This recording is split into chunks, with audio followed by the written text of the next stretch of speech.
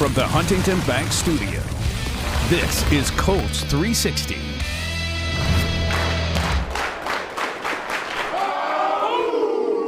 That's what complimentary football is all about. I mean, hell of a job by everyone. Defense, all right, 2 takeaways, hell of a job. Mackay with the pick. Latu with the pick. Hey, yum, but why did it happen? Because Grove got the 10.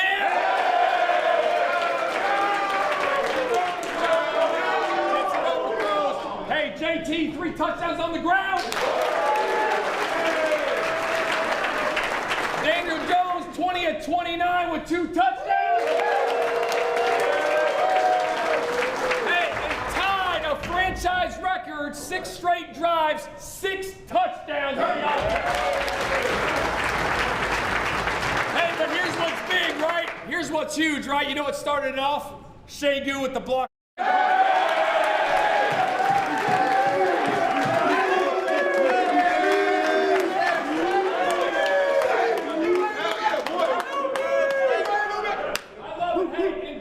Enjoy it, but like we talked about, right, is day one mentality, right? We got to go back to work tomorrow, right? Enjoy it tonight, but we got to get our minds right because we got Arizona coming in here. They're a hell of a football team, right? But it's one day at a time. That's how we take it, right? It's all about the process, all right? Let's keep stacking. Let's do it. Hey, Colts on 3, 1, 2, 3, go! Welcome to this week's Colts 360. I am Lara Overton, joined by head coach Shane Steichen as the Colts are coming off a huge win at home, looking to another home opportunity this weekend. Coach, you're getting pretty good at the victory speeches. Yeah, it's a credit to the players letting me give them. So our guys are doing a tremendous job. It's been fun to be around these guys and the camaraderie they got each and every week. We know it's a challenge every week, and the preparation's got to be on point every week. But these guys are playing together and playing really good complementary football. Team sitting at 4-1, the best start since 2013. You mentioned we see all of that on Sundays, of course, like the great plays on the field, the locker room celebrations. What is it Monday through Saturday that is happening in this building that you're seeing that's putting your team in position to be where they are right now? Yeah, I think it's the details. We always talk about like dominating the details so you can dominate the opponent. And you know, there's a saying up in our locker room here at our facility, the separations and the preparation. So it really comes down to that and how you prepare. And if you're prepared, obviously you're going to feel really confident going into games on Sunday. And there's so many different looks that can come up in a game. So going through those in the walkthroughs, in the meetings, every little thing that can come up, the checks, offensively, defensively, special teams. I think it's a credit to our guys and then our coordinators, you know, doing a great job with the game plan, putting those guys in advantageous looks each and every week to let them go have success. And a great reflection of that, the fact that your offense scored on 6 straight possessions last Sunday. That's the first time since 2001, tying a franchise record. What is it within the dynamic of your offense that's allowing that group in particular to be so effective, so productive? Yeah, I think everyone's just playing together and everyone knows their role and understands it and embraces that. And like I said, the communication that takes place throughout the week, and then when you get to, you know, Sunday game day, those guys are all on the same page, and there's so much that goes up front, you know, with the offensive line, the defensive line, the linebackers, the back end. Just all being on the same page, and those guys have just been doing a hell of a job with the communication. Perfect 6 for 6 in the red zone. How big of a point of emphasis has that been of late? That's been huge. You know, we've kind of shot ourselves in the foot a little bit with some penalties, but to get back on track and score 6 touchdowns on 6 drives, which is rare. Obviously, we'd love to do that every week. But it was huge. It was huge to get those points. Obviously, points are huge in this league, and for our defense to hold those guys to 6 total points, 2 field goals, going to win a lot of games. Daniel Jones finished 20 of 29, 212 yards with 2 touchdowns. First Colts quarterback to throw for over 200 yards in each of the first 5 games to begin a season since Peyton Manning in 2010. Pretty elite company. And then you have to remind yourself that Daniel's only been here since the spring. How are you seeing him just continue to take command and just continuously master this offense within week in and week out? Yeah, he's been phenomenal. I think he's done a great job of understanding, what we're trying to get done offensively, and then just taking ownership of it too, with the guys, with the receivers, with the tight ends, with the offensive line. The communication each and every week has been huge. So very pleased, very, very pleased with where he's at. And like you said, he's playing at a high level. It's awesome. You got to be pleased where your rookie Tyler Warren is as well. Are you just day in and day out dreaming up new ways that you can use that guy? Sometimes, yeah, absolutely. That goes into the game plan each and every week. We kind of find different ways if we can get him in certain spots and get certain matchups that we like. But he's a tremendous talent. He's like a Swiss Army knife. He can do it all. So, each and every week we'll try to find new ways to utilize that. And how does he embrace that? Because it seems like he's like, yeah, give me everything you got, whatever you can throw at him. Oh, heck yeah, he loves it. And I think, his credit, he did so much stuff at Penn State, like we've talked about. So he's been in that role of doing multiple things, and he studies and prepares. And Tommy Manning, our tight end coach, does a great job of getting him ready each and every week. All right, Jonathan Taylor continues to be not just one of the best running backs in football, just one of the best all-around players in football.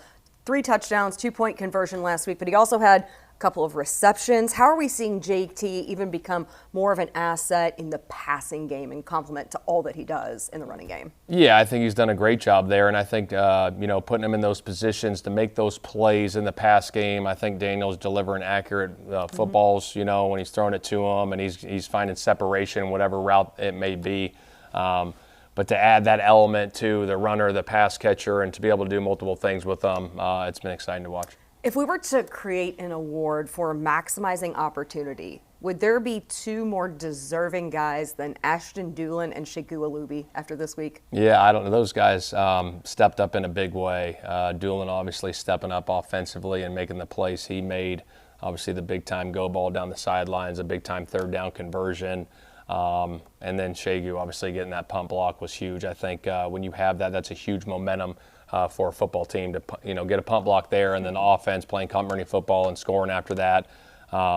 Those guys just do a hell of a job. They understand their role. They embrace their role. And when you embrace your role and you understand it, good things are usually going to happen. A lot of guys on your defense embracing their roles, 7 different players with a pass defense, and then 4 sacks, 2 INTs. Latu, the first defensive lineman with 2 INT in the same season since Billy Newsome in 1971. One thing I've talked to Latu a lot about is he spent a lot of time on his mental approach and just getting more confident with where he is on the field. How have you seen that pay dividends for him in the early part of the year? It's been huge. He's rushing the passer at a high level right now, and then obviously being able, with Lou's system, to drop him into coverage to get those interceptions. He did some of that stuff at UCLA as well. Saw that, with him coming out a couple years ago. But he's playing at a high level, and I think it's, he's working his tail off each and every day. Like you said, the mental game, the physical part of it as well. I think all that pays huge dividends into his approach and how he goes and performs on Sunday. And Mekhi Blackman had an interception as well. He's been here, a month? You've talked about the time he has spent in with the coaches, in the meeting rooms. What has impressed you most about what he has done in the limited amount of time? Yeah, I think just being in the right spot at the right time and understanding the system, like you said, in such a short period of time, it's a credit to him. It's a credit to our DB coaches, Rome and Chris, getting him ready to go. But a feisty player that's always kind of in position, always around the football, always making a play on the ball. And it was just a great interception by him right there. We're in a little cloud coverage there, and he was able to jump the route and saw the route. And it was just awesome to see. And then Jonathan Gannon, a guy who was a defensive backs coach here in Indianapolis just a few seasons ago. You and he spent time in Philadelphia together when you were offensive coordinators with the Eagles. He's the head coach now of the Arizona Cardinals, coming in this weekend to Lucas Oil Stadium. What is perhaps most dangerous about a team that has found themselves in so many single score situations, a team that has battled and maybe had a few games slip away from them there late, and they're coming in with a chip on their shoulder? Yeah, I got a tremendous amount of respect for the Cardinals and Gannon. Their aggressive style of team on both sides of the football. They got a lot of playmakers. But we're looking forward to the challenge. Obviously, being back at home again in front of our home crowd. Our home crowd's been awesome for us all year.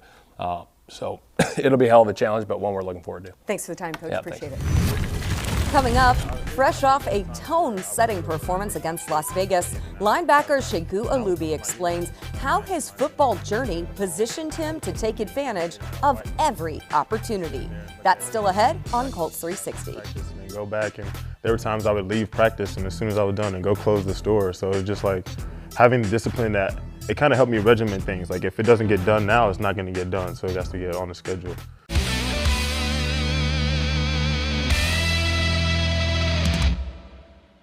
Enter now for your kid's chance to be Junior Blue at the next Colts home game. Visit Colts.com/Meyer Junior Blue to enter today.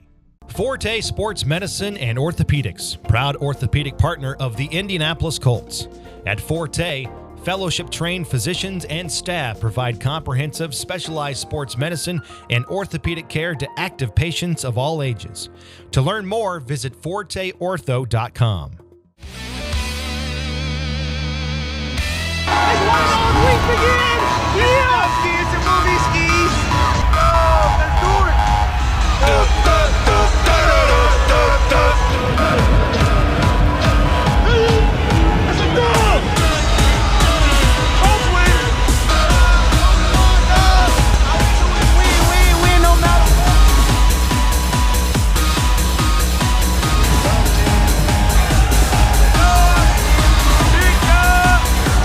Another dub at home. Shout out Lucas Oil.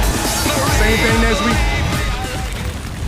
Colts coming off a big victory at Lucas Oil Stadium, and the guy who got it all rolling, Segun Olubi. That's one thing. When I talked to Zaire Franklin in the locker room afterwards, he said that set the tone for the day with that blocked punt. Going up against the Las Vegas Raiders, what was the mentality of maximizing the opportunity that you guys had? Yeah, we talk about it every week. Like, this game is the most important one because it's the next one. So just turning your focus to that team and making sure that you don't take anybody for granted is super important to us.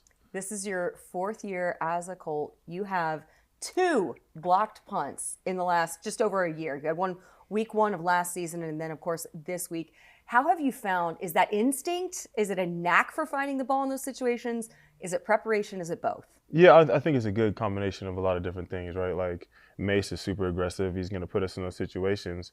But also, when you get those opportunities, we fall back to the training and, see it off the foot. Yeah.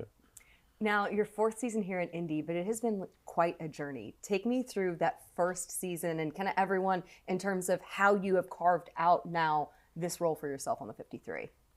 It's huge on special teams, right? Like, coming back to initially that first year, obviously, being on the practice squad, just going really hard on special teams, on the res teams, going really hard and when I got my opportunities in game. And then from there, just kind of crafting. It was nice to be along with other players that have kind of done very similar things, especially in this team specifically. So, and then having the coaches there to assist you.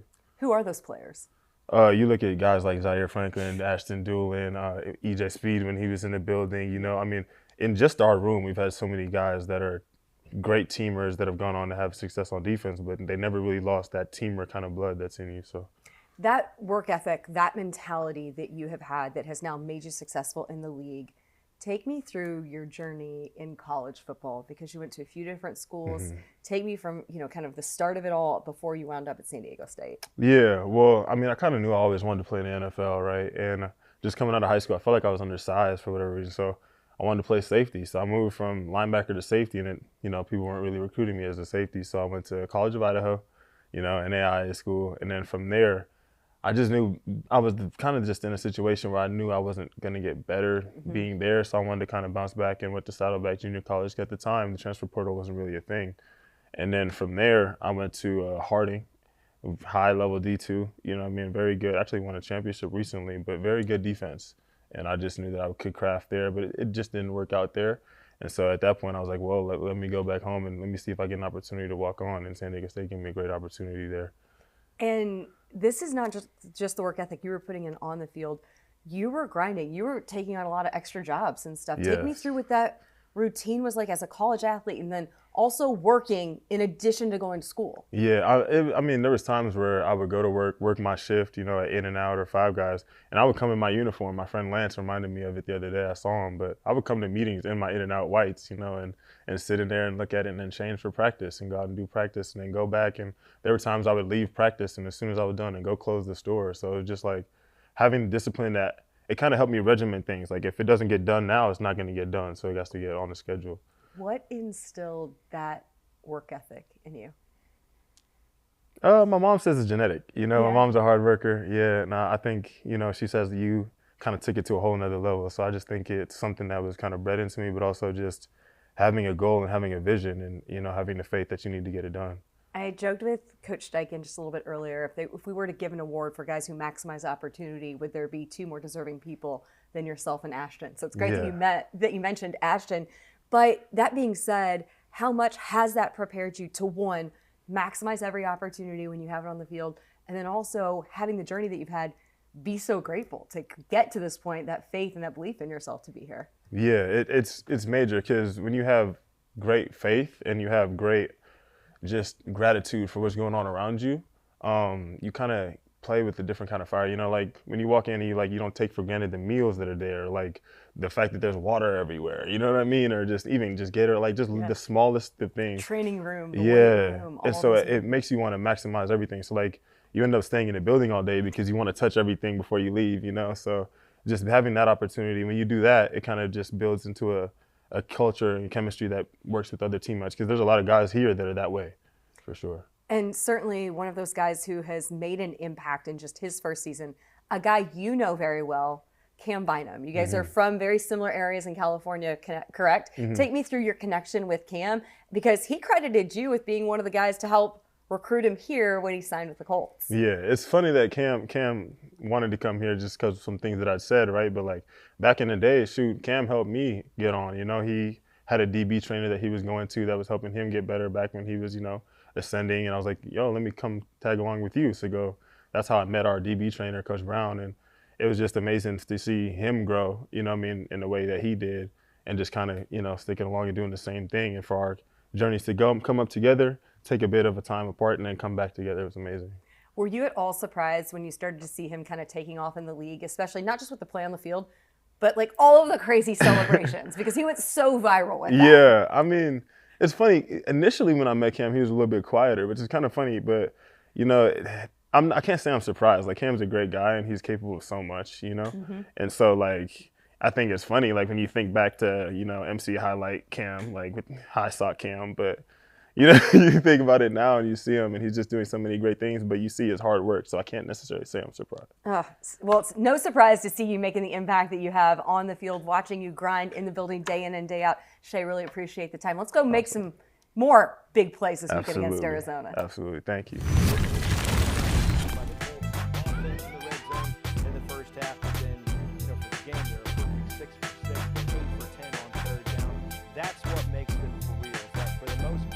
Now, 4 out of 5 games this season, the Colts are not beating themselves, they're not turning the football over, and they're just dismantling teams that they should beat on paper.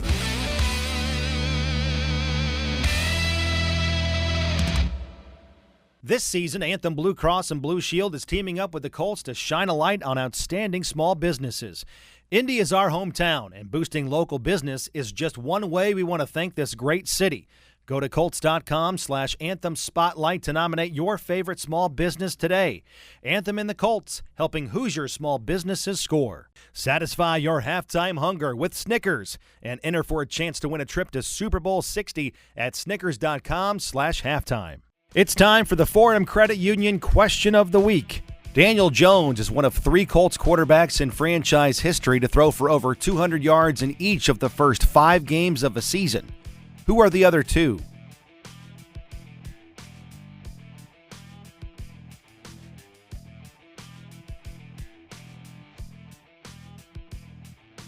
Visit the Forum Credit Union Fan Forum section of Colts.com to interact with other fans online. Forum Credit Union, helping members live their financial dreams. Back with me now to wrap up Colts 360, voice of the Colts, Matt Taylor. He's the real deal. And it seems like the Colts Okay. at 4-1 atop the AFC are the real deal as well. Mate, as we sit here going into week 6 of the season, they're welcoming in the Arizona Cardinals. But what has made this Indianapolis Colts team for real this season? Well, last week it was their ability to bounce back, right? The week before against the Rams, they had so many self-imposed errors and mistakes, right? You had the 3 turnovers and 11 penalties, drop the ball at the goal line. The Colts' ability to bounce back and play a very clean brand of football was really impressive. I mean, Super they were complimentary football. 100%. You had the block punt. I mean, to your point, the Colts were actually outgained in the first half by the Raiders and led by 17 points because all 3 phases chipped in. You had the block punt, some red zone stops on defense, perfect execution by the Colts on offense in the red zone in the first half, but then for the game, they're a perfect 6 for 6. They're 8 for 10 on third down. That's what makes them for real, is that for the most part, 4 out of 5 games this season, the Colts are not beating themselves. They're not turning the football over, and they're just dismantling teams that they should beat on paper. And so we talked about all 3 phases. In particular, let's focus on this Colts offense and just an indication of how good, how efficient, how effective they've been so far. Yeah, I mean, it starts at the top with Daniel Jones. I mean, he's got the best QBR in the NFL. I mean, he's just been everything and more for this team since they signed him back in March. And not to take anything away from his play, because I think it's been spectacular, don't get me wrong, but he's the point guard of this offense. He is distributing the football to guys that can make plays. And the biggest thing is the Colts aren't missing chance to be playmakers. I mean, they have 3 receivers, or 3 pass catchers in this case when you lump in Tyler Warren, over 20 receptions already. Jonathan Taylor has 16 receptions. He's running the heck out of the football still leading the NFL in rushing yards. I mean, Daniel Jones is just putting it where it should go. He's been decisive, and I think the biggest thing, too, within his play is that he is not putting it in harm's way, doing a fantastic job of making decisions and being pinpoint accurate, every Sunday with the Colts on offense. And this Sunday, the Colts back home at Lucas Oil Stadium, where they are perfect so far on the season. Bingo. That is important to point out as well before a big game going on the road next week. Mate, where can everyone tune in for their game day coverage? If they're out, they're tailgating, they're going into Lucas Oil Stadium, or hopefully with us there, or out and around catching the radio coverage all day on Sunday. Yeah, fall weather is definitely here. So tune us in on radio if you're outside. 93.5, 107.5, The Fan in Indianapolis. Also 97.1 FM in Indianapolis, and then all over the Ascension St. Vincent Radio Network, all over Colts country. So really looking forward to it back at home, like you said. Absolutely. Tune in and join us on Sunday afternoon, and we appreciate your spending part of your weekend with us here on Colts 360, getting ready for game day. Special thank you to my colleague Matt Taylor, linebacker Segun Olubi, and head coach Shane Steichen. Colts back at home, 1 o'clock kickoff against the Arizona Cardinals Sunday afternoon.